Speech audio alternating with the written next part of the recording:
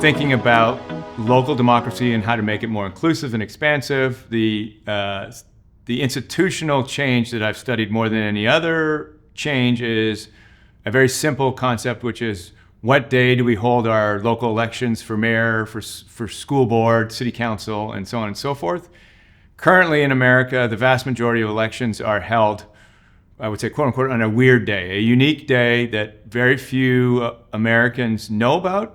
And as a result, a weird day in which very few Americans turn out to vote. And so we see turnout of 10, 20%, sometimes even less than that.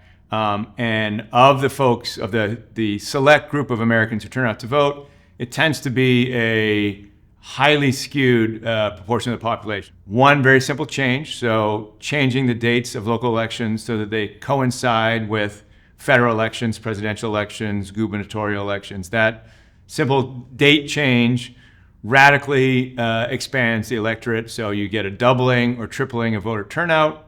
Some of the more recent research I've done shows that it also radically alters the composition of the vote. So you go from a situation where people like me totally dominate the electorate, so older, in particular whiter and often male constituents participate, and for example in California account for the vast majority of the low turnout electorate.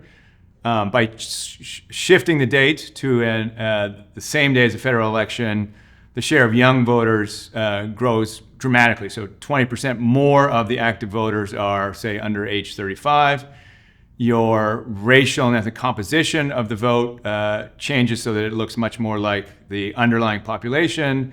We get more working class voters, more disadvantaged voters, and so we get essentially a fuller electorate and a more balanced electorate. So this is a long-winded way of saying that research is really important to me, and I'm continuing to look at factors like who gets elected under that case of moving the dates to on-cycle elections, and what the policies are after the election. So the research continues, but now and moving forward, a big part of what I'm doing is thinking about how to actually change the institutions that we have around the country. So thinking about how to convince city council members, mayors, state legislators, nonprofit organizations, why this is a good thing or how this is a good thing and how it can help them in their communities, and just essentially expanding the electorate around the country.